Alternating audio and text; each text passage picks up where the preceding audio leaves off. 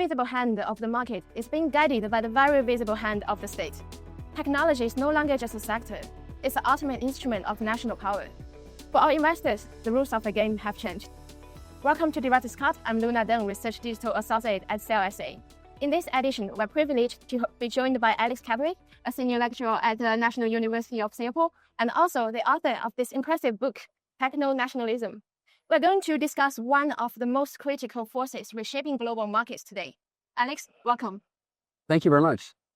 So, Alex, for our audience, many of whom are living in this shift, but they may not have a name for it, could you define what techno nationalism is for us? Yeah, quite simply, techno nationalism is the efforts that nation states make to employ or to tap into technological prowess, and specifically the technological prowess of their national industries, sectors, entities, and it always applies directly to national security, economic security and strength. And now in the 21st century, with the prevalence of social media and the prevalence of applications everywhere, it's also about social stability because of the information wars that are occurring around us and the many things that happen every day in real time everywhere. When did you realize this was a paradigm shift instead of just passively? I think this goes back decades for me. So this goes back to my early years as a Treasury officer in the United States, working for the Customs Service. As I watched the progression of value chains moving and offshoring to China in particular, and then as I began my career as a young consultant in China, in Asia with KPMG, working in China, I saw the prevalence of policies in China that were very, very laser focused on promoting Chinese technology, Chinese industry, Chinese economic prowess. And this was all, again, these were through partnerships between government and corporations. And so even going back to the late 1990s, the early 2000s, I think it was very clear to me that these two very different systems, the Western system of liberal trade and China's sort of state-centric model, but focused very, very closely on technology, were bound to have a collision, which is what we're seeing now. When does this transition surely begin? Well, states have always focused on technology as a medium of power, right? Now, in the book, I spent a lot of time talking about the first, the second, the third industrial revolutions as they coincide with history and the rise of empires, the British Empire, for example, even going back as far as the Dutch, right, with the Dutch East India Company. But if you really go back to the beginning of the 20th century, where the First World War became an arena, it became a showcase of chemists versus chemists, right? Engineers versus engineers, physicists versus physicists, in terms of employing technology as a power multiplier, in this case for military purposes, right? And that whole progression saw us walk through the Second World War, again, the same process, the rise of computers, of course, the Manhattan Project with the atomic bomb, creation of the atomic bomb, the Cold War between the United States and the Soviets, the space race, the moonshot by the United States, the nuclear arms race, and on and on. And so now, as China becomes the next great power, China and the Chinese Communist Party has been completely focused on technology as a power multiplier. Is China's system of socialism with Chinese characteristics a better model compared to the more market-driven model of the West? Well, I think this is a very good question. So I think if we look at China's 5-year plans, for example, right, and you go back, to the inception of the party, basically, and you look at the things that China has sought to achieve through its 5-year plans from a technology standpoint, it's sort of a mixed bag, right? For the last 40 plus years, China has been striving to become more self-sufficient around semiconductors and chips. That's been a very, very difficult slog for China for many reasons, complexity of the value chain, et cetera. But they've also done some incredibly impressive things around things like high-speed rail, aerospace, satellites, hypersonics, and many other areas, right? Obviously now they're pushing into AI, robotics, et cetera. So the issue of continuity, I think, is very important, right? In terms of having a focus, having continuity, but also when you say, China with socialist characteristics, right? it's been a very, very astute, very clever approach because it's involved a great deal of technology transfer from the West, a great deal of investment from the West. So it's really kind of a hybrid of a free market model where you tap into elements of the free market, but then you also have a very, very tight framework around policy and tech policy, techno nationalist policy. In the West has also been wedded to tech nationalism through those periods that I just mentioned, and even going back further. But the West has also had a sort of a larger arena with a free market. So the West has, I think, been quite successful in tapping into public-private partnerships, right, to drive its techno nationalist agenda. So I think there are pros and cons to both.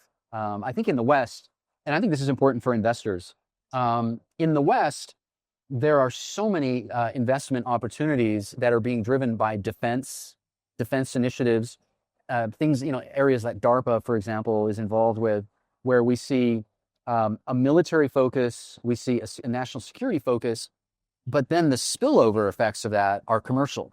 So talking about technology, in your book, you explore 12 technologies, especially semiconductor, artificial intelligence, quantum cloud computing.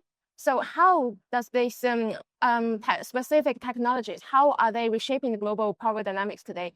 And also the corporates behind those mega-sized companies, what's their role? I think the single most important power multiplier technology relationship, or what I call nexus, is the semiconductor AI nexus, right? You need advanced semiconductors to have advanced AI, and every other emerging technology, every other foundational technology of the 21st century is wholly dependent on semiconductors and AI, right? And then you mentioned a number of them, and I have 12, right? So this includes, for example, advanced manufacturing, advanced materials.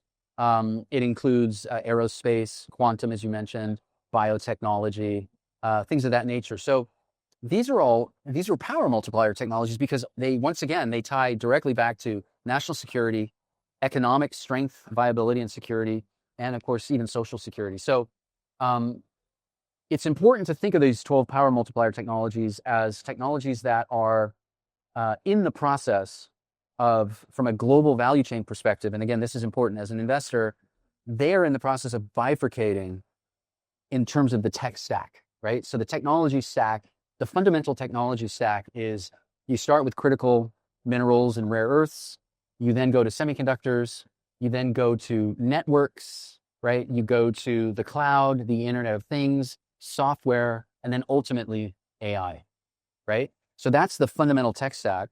And then in the context of techno nationalism, what I've covered in the book is there are 6 strategic areas that are, this is from a techno nationalist standpoint, there are 6 strategic areas that are impacting the global economy and global value chains.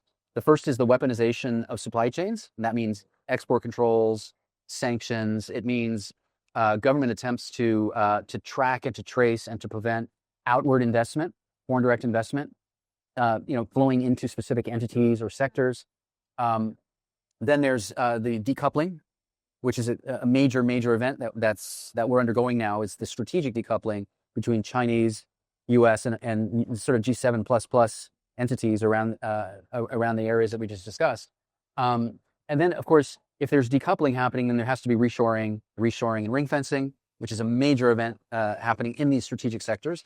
Then, of course, there's the industrial policies themselves, what I like to refer to as innovation mercantilism, where governments are they're looking to push their own horse in the race, if you will, right? So they're looking to make their horse run faster, but they're also looking to maybe trip up the opponent's horse, maybe to slow it down, right? With some of these things that I just mentioned. And then I think this is a really, really key element for governments, for businesses, for investors. And that is the rise of what I call tech diplomacy. This is where, from a government to government perspective, you have governments forming strategic alliances, right? To build resilient supply chains, for example, to build frameworks, to build ecosystems with trusted companies and trusted partners. But at the same time, we have corporations really needing to get into the game of figuring out their diplomatic agenda when it comes to dealing with governments, whether it's to receive funding, whether it's to participate in public-private partnerships, or whether it's to sort of prevent themselves from being punished or targeted, right? So that's very important. I think the sixth element, which I think is more of an existential thing, is the fact that we're in this really bizarre environment now where we are in a kind of shadow war, right? There's a kind of a hybrid Cold War going on between the US and China, even as we're doing business, we being corporations, individuals, investors, even as we are navigating our way through this, there are opportunities, right? So we're in this giant paradox, right? It's very exciting. I got so many questions to ask. I guess the first one will be because we were talking about the technology restrictions, the sanctions. So do you think they are here to stay, or will things calm down? And more importantly, with the competition between corporates and also the resilience the nations are trying to build, would that stifle global innovation? Both very good questions. Look, I think for sure, export controls, techno-nationalist policies, they are here to stay. They will be with us now and into the future. And governments will double down on promoting their own self-interest. This creates a really interesting dynamic between multinational companies and governments. And it's also very paradoxical. There are massive opportunities here because governments are tapping big tech companies. It doesn't matter whether it's Huawei in China or Dahua or Tencent Cloud or Alibaba or whatever, or whether it's Alphabet in the US, Amazon Web Services, et cetera, Microsoft. These companies are building critical security infrastructure for governments, right? They are essential to providing strategic services and capabilities to governments, right? From a national defense perspective and so on. So there's this very interesting relationship between the mega tech companies and governments that is both symbiotic and is going to produce a lot of wealth. It's going to produce a lot of innovation. And then there's also the flip side to that, where these entities are seen as adversaries, hostiles to competitive governments, to rival governments, right? So this is a very unique kind of time in history where, we've always had these relationships between big defense contractors and et cetera, but the fact that they're out in the free market and the open market, and you can buy their stock, right? You can invest in them, you can do business with them, and at the same time, they are integral parts of this techno-nationalist apparatus for governments. That is a very unique position that we're in. But I think in general, commerce always finds a way, right? And so even if there's a tilt towards defense-related innovation, or now in a world where we have this bifurcation of the technology stack, where we have companies and entities that need to know where something is going and where something is coming from, and they need to trace it and track it. That's the rise of an industry, what I call the transparency and the traceability industry in and of itself, right? So every time a problem arises in trade and commerce, there's a new industry to come and try and tackle that problem, right? To try and fix it.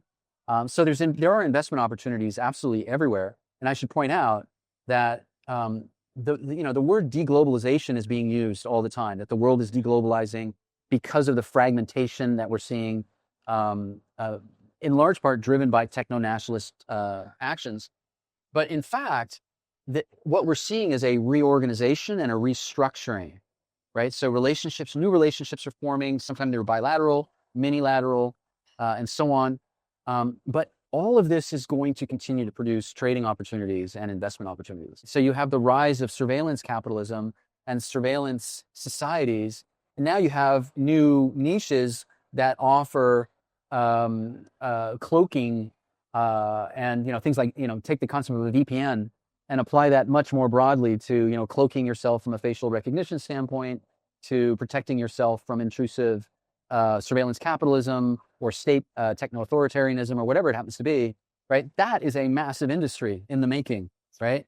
The other is the application of what I call truth technologies, meaning with all of the misinformation and the deep fakes and the narrative wars that are going on about us, through the media, through social media and elsewhere, what kind of algorithms, what kind of services are out there to distinguish falsehoods from truths, right? That's a massive industry in and of itself growing. I mean, think of the rise of cybercrime and cyber intrusions, and then the corresponding rise of the cybersecurity industry, right? So now we're going to get that around just basic, factual things. I call this in certain instances, I refer to this as a panoptic, a panoptic world. So you imagine a world where every single device is smart and is capturing imagery, right? Right. So that means it's happening all around us. It's happening through cameras in the hotel, through people's phones, wherever. Now imagine if all of that just gets sort of hoovered up and it goes through very, very powerful AI and algorithms to where, we can have an accounting of what happened at a certain time and place through the electronic eyes of literally hundreds of thousands of devices, right? This is sort of the panoptic world, right? So how do you deal with stuff like that? That's an industry in and of itself, right? So if we look forward, let's say 5 to 10 years, how do you say the world shaped by techno nationalism looks like? Well, I think you have to split the world into multiple layers, right? So nation states are still the most powerful actors, right? They're the most powerful entities. They've got resources that no one else has that they can use. So there, again, you see all of this phenomena that we've been discussing, right? That will happen. And then you have the non-state actors, the big mega tech companies, the multinational corporations. They will continue to innovate. They will continue to compete.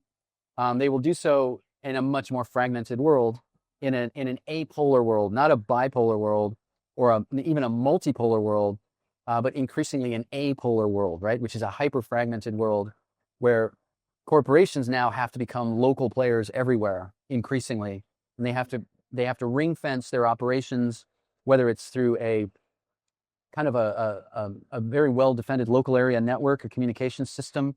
Maybe it's from space.